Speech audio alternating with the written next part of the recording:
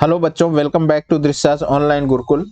इस वीडियो में हम लोग अभी जो कंटिन्यू हम पेपर कर रहे हैं, पेपर 2 मैथमेटिक्स पेपर 2 सीटेट का प्रीवियस ईयर एमसीक्यूज है। तो उसका थर्ड पार्ट है। पार्ट 1 और पार्ट 2 का डिस्क्रिप्शन, इसका लिंक जो है हम डिस्क्रिप्शन में शेयर कर देंगे, उसको आप लोग देख सकते हैं। तो चलिए हम लोग इस क्वेश्चन को कंटिन्यू करते हैं। सबसे पहले इसमें देखते हैं कि कैसे सॉल्व होगा ये क्वेश्चन। अभी की आयु अपनी बेटी की आयु की 2 गुनी है, ठीक है। 5 वर्ष पहले उसकी आयु अपनी बेटी की आयु की 4 गुनी थी, तो बेटी की यदि बेटी की वर्तमान आयु x है तो ये रिलेशन हमको बताने हैं, ठीक है। तो ये क्या है, बेटी की वर्तमान आयु है, तो इसमें जो है अभी की वर्तमान आयु फिर 2x हो जाएगी, क्योंकि इसमें आपको गिवन है, ठीक। तो बेटी की अभी वर्तमान आयु x है, तो अभी की वर्तमान आयु 2x हो जाएगी। तो 5 वर्ष पहले की अगर बात की जा रही है, सिंपली क्या करेंगे, तो 5 वर्ष घटा दोगे वो, क्योंकि 5 वर्ष छोटा होगा 5 साल पहले। तो 5 साल घटा दिया तो बेटी भी 5 साल पहले, तो बेटी भी छोटी होगी 5 साल, और अभी भी छोटा होगा 5 साल, ठीक है। अब क्या कह रहा है कि अभी जो है उसकी आयु 5 साल पहले जो थी, उसकी आयु अपनी बेटी की आयु की 4 गुनी थी। उसकी आयु मतलब अभी की आयु, अभी की आयु क्या है, 2x - 5 है। 2x - 5 ये क्या था, बेटी की आयु। बेटी की आयु कितनी है, x - 5 है, तो इसकी 4 गुनी थी, 4x - 5, ठीक है। तो ये हो गया। तो इसका मतलब इसका आंसर कौन सा सही है, आंसर ये होना चाहिए 2x - 5। तो इसमें जो ऑप्शन करेक्ट है वो कौन सा ऑप्शन है, option D is the correct answer, ठीक है। तो चलिए हम लोग नेक्स्ट क्वेश्चन की तरफ बढ़ते हैं, देखते हैं। हाँ तो बच्चों हम लोग कंटिन्यू करते हैं, इस क्वेश्चन को देखते हैं कि इस क्वेश्चन को कैसे सॉल्व करेंगे। इसमें देखिए 8% वार्षिक दर से जबकि ब्याज वार्षिक संयोजित होता है से 6,250 रुपए की एक राशि का मिश्र धन 2/3 वर्षों के पश्चात क्या होगा, ठीक है। तो ये तो समझ में आ गया होगा कि ये आपका चक्रवृद्धि ब्याज का क्वेश्चन है बेसिकली। बट प्रॉब्लम ये है कि 3/4 को अगर इसको वर्ष में हम कन्वर्ट कर देंगे, 4 दूनी 8, 3 11/4 को सॉल्व करना काफी डिफिकल्ट होगा। तो हम लोग क्या करते हैं, हम लोग इसको साधारण ब्याज की तरह सॉल्व करेंगे। बट इसमें जब कह रहा है कि वार्षिक ब्याज संयोजित की जा रही है, ब्याज जो है वार्षिक की जा रही है, तो हम एक एक वर्ष को लेके चलेंगे। फिर उसका जो ब्याज आएगा उसको हम ले जाके सिंपल जो इंटरेस्ट आएगा उसको ले जाके हम ऐड कर देंगे इसके मूलधन में, फिर बढ़ता बढ़ता चला जाएगा। फिर आगे देखते हैं। सॉल्व भी ऐसे किया गया है। पहले वर्ष का देखो, साधारण ब्याज जो होता है, सिंपल इंटरेस्ट का जो फार्मूला होता है वो क्या होता है, SI = PRT / 100। बस ये चीज आपको ध्यान में रखना है। P क्या है, मूलधन है, R क्या है, रेट है, दर है, और T क्या है, टाइम है, ठीक है।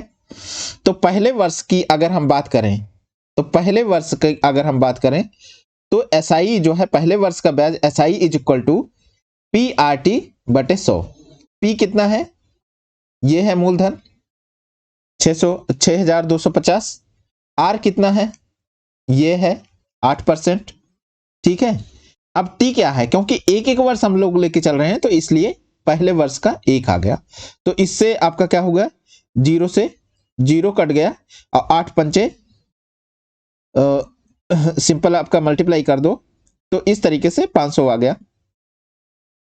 8 पंचे 40, 0 उसका कैंसिल आउट हो जाएगा, 4 जो है उस कैरी बचा, तो 8 दूनी 16, 4 20 हो गया, 0 आ गया, और 2 और 8 6 48 और 2 मिलके 50 हो गया। इस तरीके से 500 रुपए पहले वर्ष का ब्याज आ गया। तो पहले वर्ष का अब मिश्र धन निकाल लो, 6,250 जो था उसमें 500 रुपए जोड़ दिए, 6,750 आ गया। अब सेम इसी तरीके से ये तो पहले वर्ष से निकाला। फिर अब दूसरे वर्ष का ब्याज क्या होगा, फिर यही सेम फार्मूला यूज होगा, SI = PRT, ठीक है, PRT / 100। पी कितना, अब जो है मूलधन कितना होगा 6,750, दूसरे वर्ष के समय में जो उसका राशि है वो कितना हो गया 6,750 रुपए हो गया। 8 दर वही है इंटू 1 ईयर के लिए है, तो इस तरीके से दूसरे वर्ष का कितना आ गया 540 आ गया। अब 540 फिर जोड़ दो, 540 इसके पिछले साल में 6,750 था, 540 जोड़ दिया तो 7,290 रुपया हो गया। अब अंतिम जो है 3/4 वर्ष का ब्याज हमको निकालना था, तो इसमें SI इज इक्वल टू क्या होगा PRT डिवाइडेड बाई 100। टी कितना आया 3/4 वर्ष, पहला क्या था, पहला 1 वर्ष का था, फिर 1 वर्ष का था, फिर ये कितना होगा 3/4 ईयर, ठीक है, ईयर और ईयर, 3/4 ईयर, तो 3/4 हो गया। PRT P जो है 7,290 हो गया, इस तरीके से मल्टीप्लाई किया तो 437.4 आ गया।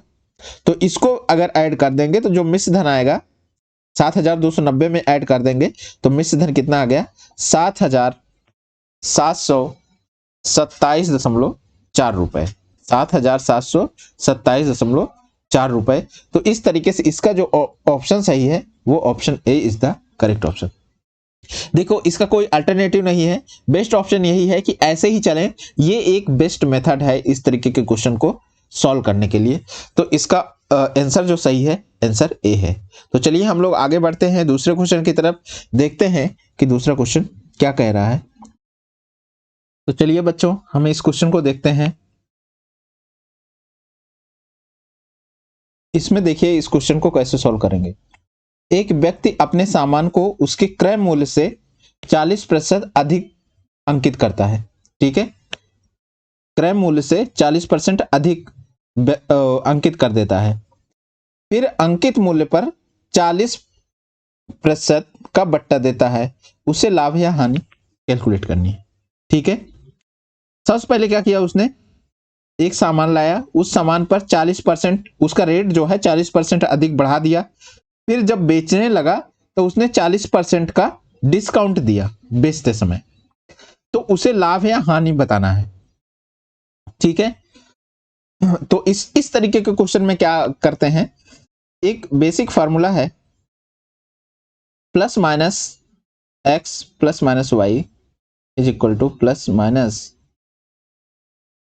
X into Y divided by 100, या सिंपली कह लो X plus Y minus plus X Y divided by. Plus और माइनस मैंने क्या रखा, प्लस का मतलब है आपका बढ़ा रहा है, परसेंटेज बढ़ा रहा है, अब अगर छूट दे रहा है तो वो माइनस में लिखा जाएगा, बस इतना ही ध्यान रखना है आपको, ठीक है। तो 40% का उसने 40% बढ़ाया, फिर 40% का बट्टा भी दिया, तो छूट भी दिया, डिस्काउंट दिया, तो इस तरीके से 40 माइनस 40 माइनस कितना हो गया 40 इंटू 40 कितना हो गया 1600 डिवाइडेड बाई 100। तो ये जो दो जीरो से ये दो जीरो कैंसिल आउट, 40 में 40 कैंसिल आउट, तो इस तरीके से कितना बचा -16%। तो माइनस रिप्रेजेंट करता है घाटे को, हानि को। तो इस तरीके से आपका आंसर कौन सा सही है, answer is the A is the correct option. उसको नुकसान हुआ है, और कितने परसेंट का नुकसान हुआ है 16% का नुकसान हुआ है। तो जैसे इसमें भी सॉल्व किया गया है, काफी अच्छी तरीके से इसमें भी सॉल्व किया, बहुत ज्यादा वैसा नहीं है कि आपको समझ में ना आए। इसमें क्या किया गया, इसमें क्रय मूल्य को इन्होंने 100 रुपए कंसीडर कर लिया कि जो खरीदा था 100 रुपए खरीदा था, तो ऑब्वियस सी बात है कि वो अंकित मूल्य कितना कर दिया, क्योंकि 40% बढ़ा दिया, 100 पे 40 बढ़ा देगा तो 140 रुपए का जो है इसका कॉस्ट प्राइस हो जाएगा। अब क्या करता है 40% का डिस्काउंट देने के बाद उसका सेलिंग प्राइस, विक्रय मूल्य कितना होगा, तो 60 डिवाइडेड बाई 100 कर देंगे simply, 140 multiplied by 60 divided by 100 कर दोगे तो दो जीरो कैंसिल आउट हो जाएगा, तो 16 चौको 14 छंग 84 रुपए जो है इसका वो हो जाएगा सेलिंग प्राइस, बेचने का प्राइस। तो अब डिफरेंस निकाल लीजिए, खरीदा कितने का था 100 रुपए का, और बेचा कितने का 84 रुपए का, और तो डिफरेंस कितना आया, 16 रुपए का। इसका मतलब, और तो 16 रुपए का मतलब 100 रुपए पर 16 रुपए, मतलब 16% का उसको हानि हुई है इस पूरे पूरे सौदे में। तो चाहे जो मेथड आप फॉलो कर सकते हैं, ये वाला भी मेथड जो हमने डिस्कस किया, या ये वाला मेथड जो इसमें ऑलरेडी डिस्कस्ड है, तो इसमें से कोई भी मेथड आप यूज कर सकते हैं, काफी अच्छे हैं दोनों दोनों मेथड। तो चलिए हम लोग आगे बढ़ते हैं दूसरे क्वेश्चन की तरफ, देखते हैं दूसरा क्वेश्चन क्या कह रहा है। हाँ तो बच्चों देखते हैं इस क्वेश्चन को सॉल्व करते हैं हम लोग, देखते हैं इसमें ये कैसे सॉल्व होगा। कोई चतुर्भुज आपका गिवन है, कोई चतुर्भुज जिसके कोण जो है इस रेशियो में है, 2, 3, 5, 8 के अनुपात में है। सबसे बड़े कोण के संपूरक तथा सबसे छोटे कोण के पूरक का योग क्या होगा। ठीक है, तो संपूरक कोण किसको बोलते हैं, जो कोण आपका दूसरे कोण से मिलकर 180 डिग्री का हो जाएगा वो संपूरक होगा। अब पूरक किसको बोलोगे, वो 90 डिग्री का हो जाएगा तो उसको पूरक बोलेंगे जुड़कर। तो सबसे पहले हम लोग देखते हैं सबसे बड़ा कोण क्या होगा, सबसे छोटा और सबसे बड़ा। तो इसमें देखिए एक रेशियो है 8, एक रेशियो है 2। तो जो 8 का रेशियो है वो आपका सबसे बड़ा कोण होगा, और जो 2 का रेशियो है वो आपका सबसे छोटा कोण होगा। और चतुर्भुज के जो चारों कोणों का योगफल होता है वो 360 डिग्री होता है। तो सबसे पहले छोटा कोण निकालते हैं हम लोग। तो छोटा कोण कितना हो जाएगा, देखिए 360 इंटू छोटा रेशियो कितना है 2, अब बटे सम कितना है 8 2 10 और 8 18, टोटल रेशियोज का सम जो है 18 है।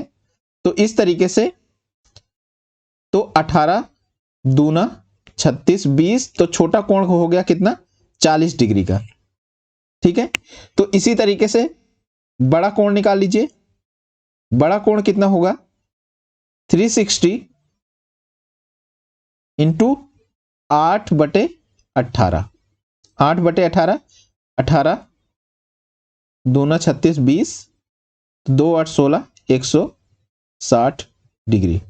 ठीक है, तो बड़ा कोण हुआ 160 डिग्री और छोटा कोण हुआ 40 डिग्री। आप ध्यान से देखिए, बड़े कोण का संपूरक, बड़े कोण का संपूरक, बड़ा कोण कितना है 160, तो इसका संपूरक कितना होगा 20 डिग्री होगा। क्योंकि संपूरक मतलब क्या होता है कि कितना जोड़ो उसमें कि वो 180 डिग्री हो जाए, तो ये हो गया 20 डिग्री संपूरक।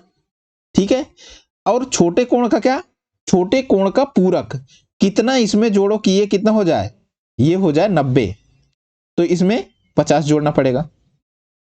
ठीक है, तो अब देखिए 50 जोड़ना पड़ेगा, का योग कितना होगा, तो 50 प्लस 20 मिलके कितना हो गया, 50 और 20 मिलके हो गया आपका 70। तो इस तरीके से ऑप्शन जो सही है, ऑप्शन कौन सा सही है, ऑप्शन ए सही है। तो इसका कॉन्सेप्ट अगर आपको लग रहा है कि थोड़ा सा डिफिकल्ट है, तो इसका कॉन्सेप्ट आप हमारे चैनल पर एक प्लेलिस्ट है जिसमें कॉन्सेप्ट से रिलेटेड वीडियोस हैं, स्पेशली सीटेट स्पेशल है, उसमें जाके आप देख सकते हैं, जिसमें कॉन्सेप्ट को पूरी तरीके से डेवलप किया गया है और कैसे उसका यूज करना है वो सारी चीज़ों को बताया गया है।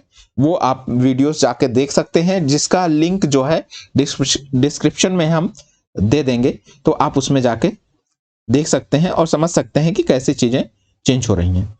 तो चलिए हम लोग आगे बढ़ते हैं और दूसरे क्वेश्चन को देखते हैं, दूसरा क्वेश्चन। तो चलिए बच्चों इस क्वेश्चन को हम लोग देखते हैं। इस क्वेश्चन में क्या है, किसी समकोण त्रिभुज के दो भुजाओं की माप 15 सेंटीमीटर और 17 सेंटीमीटर है। त्रिभुज की तीसरी भुजा की लंबाई के निम्नलिखित कथनों में से कौन सा कथन सत्य है। यह 4 और 7 सेंटीमीटर के बीच में है, यह 20 सेंटीमीटर 23 सेंटीमीटर के बीच में है, यह 10 सेंटीमीटर से छोटी है। तो इस तरीके से ऑप्शंस हमारे पास गिवन है। अब इसको हमें सॉल्व करना है और देखना है कि क्या है इसका करेक्ट ऑप्शन। तो आइए चलिए हम लोग देखते हैं। ये बेसिकली समकोण त्रिभुज की बात हो रही है। तो समकोण त्रिभुज, ये अगर समकोण त्रिभुज है तो ये 90 डिग्री है, तो ये होता है कर्ण, और ये एक आधार,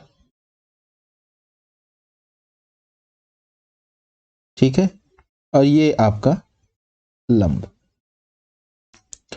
अगर ये हमको, ठीक। और इसमें क्या होता है, कर्ण स्क्वायर, जो पाइथागोरस थ्योरम है वो क्या होता है, कर्ण स्क्वायर इज इक्वल टू लंब स्क्वायर प्लस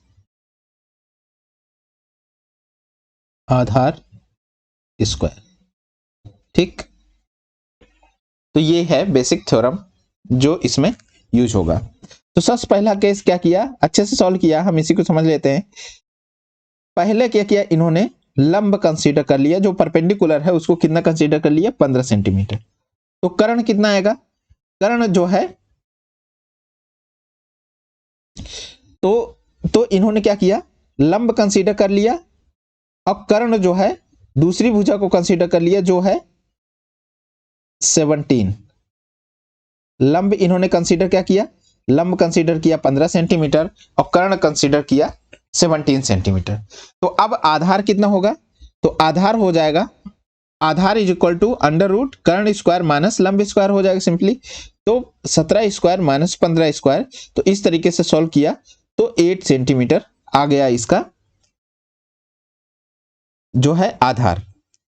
अब दूसरा केस कंसीडर क्या किया, पहले केस में तो ये हो गया, दूसरे केस में क्या इन्होंने कंसीडर किया, दूसरा केस देखें, एक जस्ट मिनट। तो इसमें लंब को जो है, लंब को कंसीडर किया 17, ठीक है, जस्ट रिवर्स उसका कंसीडर किया, लंब को 17 कंसीडर किया, तो कर्ण कितना हो जाएगा, लंब को 17, तो कर्ण इज इक्वल टू क्या होगा, अंडर रूट लंब स्क्वायर प्लस आधार स्क्वायर, लंब स्क्वायर प्लस आधार स्क्वायर, 514 हो गया। तो इस तरीके से 20 से अधिक तथा 23 से कम बैठ रहा है, इसका अगर मान हम लोग निकालेंगे तो वो 20 से अधिक और 23 से कम है। तो इस तरीके से अगर हम ऑप्शन देखें तो आपके पास दो वैल्यूज आ गई,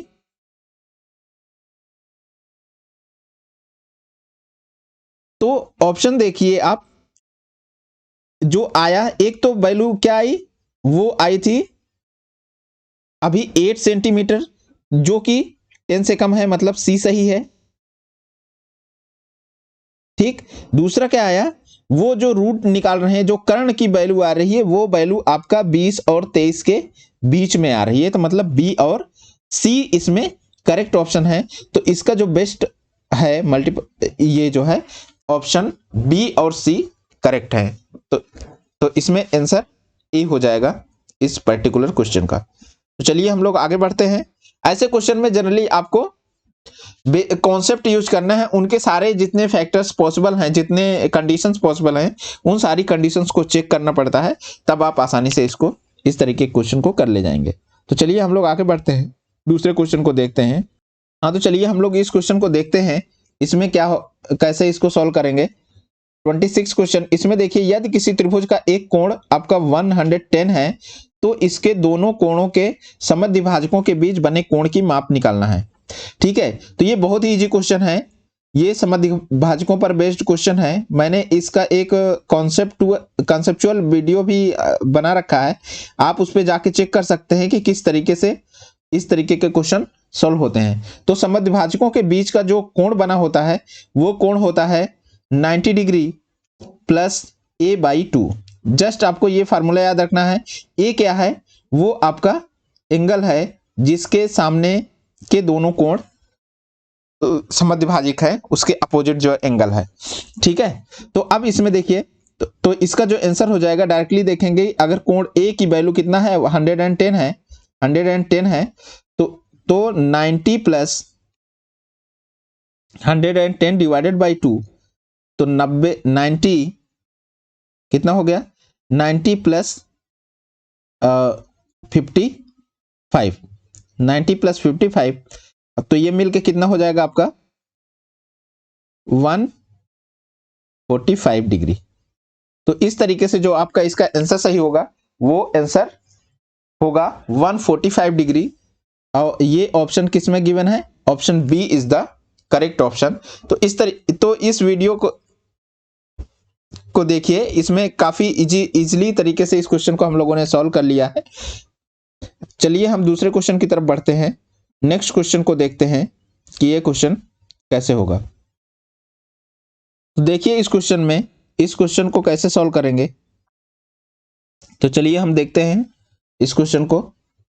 काफी इजी है, इसमें ज्यादा कुछ नहीं है। ट्रायंगल गिवन है आपका, ए बी की वैल्यू गिवन है 4 सेंटीमीटर, ए सी की वैल्यू 5 सेंटीमीटर, बी सी की वैल्यू 6 सेंटीमीटर, ठीक है। और ट्रायंगल पी क्यू आर भी गिवन है, पी आर की वैल्यू गिवन है 4 सेंटीमीटर, पी क्यू की वैल्यू 5 सेंटीमीटर, आर क्यू की वैल्यू 6 सेंटीमीटर। त्रिभुज ए बी सी सर्वांग सम है। त्रिभुज ए बी सी, ध्यान दीजिए, सपोज ये फिगर हमने ड्रॉ कर लिया है। तो इसमें देखिए ए बी सी त्रिभुज जैसे लिखा है, ये चीज ध्यान देना है आपको। ये चीज देखिए, ए बी और सी, ए से बी पर जा रहे हैं 4 सेंटीमीटर, सेम उसी तरीके से यहां जाइए। तो यहां आपको कैसे जाना, पहले ए बी सी में लिख रहा हूं त्रिभुज को, ठीक है। ये सर्वांग सम है किसके, वो चीज देखिए, त्रिभुज तो लिखेंगे ही। अब किसके, ए बी जैसे गए 4 सेंटीमीटर था, तो पी आर आपको जाना पड़ेगा, पी आर, ठीक है, 4 सेंटीमीटर है। फिर क्या है, अब बी से सी पर जाइए, बी से सी पर जा रहे हैं 6 सेंटीमीटर है, तो आर से क्यू पर जा रहे हैं, तो आपको कितना है, 6 सेंटीमीटर है, तो अगला होगा क्यू, ठीक है। तो इस तरीके से ये देख रहे हैं सर्वांग सम किसके है, पी आर क्यू। ऐसा नहीं कह सकते हैं कि क्यू पी आर के सर्वांग सम है, मतलब नाम उसी सीक्वेंस में आना चाहिए जैसे कि सीक्वेंस में क्वेश्चन में पूछा गया है, ठीक है। तो इसका ऑप्शन जो सही होगा, ऑप्शन है त्रिभुज पी आर क्यू, जो कि डी है, D is the correct option, ठीक। तो इसमें जो सर्वांग समता है वो साइड और साइड है तीनों, क्योंकि साइड्स की बात हो जा रही है, तो सर्वांग समता जो है आपका साइड है, ठीक है। तो आगे हम लोग बढ़ते हैं दूसरे क्वेश्चन की तरफ, देखते हैं। हाँ, तो चलिए हम लोग इस क्वेश्चन को देखते हैं, इसको कैसे सॉल्व करते हैं। इसमें देखिए एक टंकी है, घनाभ के आकार की टंकी है, इसमें अधिकतम इतना पानी आ सकता है, 540 मीटर क्यूब पानी आ सकता है। तो इस टंकी की लंबाई और चौड़ाई गिवन है, लंबाई और चौड़ाई गिवन है। इसमें पानी की गहराई कितने मीटर होगी जब 2/3 भाग भरी हो, ठीक है। पानी की गहराई कितनी होगी, तो सबसे पहले हम देखते हैं कि टंकी की गहराई एक्चुअली टोटल है कितनी, ठीक है। तो आयतन आयतन क्या है आपका, आयतन गिवन है, आयतन जो है कितना है, 540 है। तो आयतन क्या होगा, लंबाई गुणे चौड़ाई गुणे ऊंचाई। तो लंबाई कितनी है 8, चौड़ाई कितनी है 15, गुणे ऊंचाई कितनी है h, ठीक है। h मान लेता हूं ऊंचाई है, इज इक्वल टू 540, ठीक है। तो h इज इक्वल टू कितना आया, 540 बटे 8 गुणे 15, ठीक है। 5 तिहाई 15 और 5 का नम 5, 5 8 40, ठीक। 3 का नम 3, 3 छंग 18 और 2 तिहाई 6, 2 चौक 8। तो इस तरीके से जो ऊंचाई आई 3/4 मीटर आई, ठीक। 3/4 मीटर टोटल ऊंचाई है। और जब कह रहे हैं कि 2/3 भाग भरा हो, तब उसकी गहराई कितनी हो, ऊंचाई का मतलब यहां गहराई से ही है। तो अब 3 जब पूरा भाग भरा है, जस्ट अ मिनट, जब आपका पूरा भाग भरा है, ठीक है, ऐसे समझ लीजिए, पूरा भाग भरा है, तो ऊंचाई जो है 3/4 मीटर है, ठीक है। तो 2/3 भाग पर 2/3 भाग पर कितना होगा, 3/4 गुणे 2/3। Just a minute. हाँ तो बच्चों देखो, इसमें एक मिस्टेक हम लोगों से हो गई। जब हम इसको डिवाइड कर रहे हैं, यहां कैंसिल आउट कर रहे हैं इस जगह, इसमें ध्यान दीजिए, जब इसको कैंसिल आउट कर रहे हैं तो 5 से कैंसिल किया, 5 3 जा 15, अब 5 1 जा 5, और फिर हमने 40 कर दिया, तो 5 8 जा 40 डायरेक्टली कर दिया, जबकि डायरेक्टली नहीं होना चाहिए, क्योंकि क्या है कि 4 में से तो जाएगा नहीं, तो हमें 0 पहले बढ़ाना पड़ेगा, तब जो है हम 5 8 जा 40 कर सकते हैं। तो 108 आना चाहिए। बहुत ही ध्यान देने वाली बात है, जल्दी जल्दी में हमने इसमें मिस्टेक कर दिया, तो आप इसका ध्यान रखेंगे। तो 108 होगा। आप 3 से कट करो, तो इसमें कितना आएगा, 3 3 जा 9 हो गया, और 1 18 हो गया, तो 3 6 जा 18। ठीक, और डिवाइडेड बाई क्या है,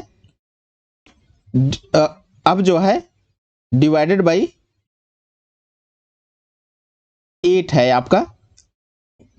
तो अब इसको जब कैंसिल आउट करोगे, 2 चौक 8, 2 18 जा 36। ठीक है, तो इस तरीके से, और फिर 2 2 जा 4, और 2 9 जा 18। तो इस तरीके से आपका आएगा 9 डिवाइडेड बाई 2।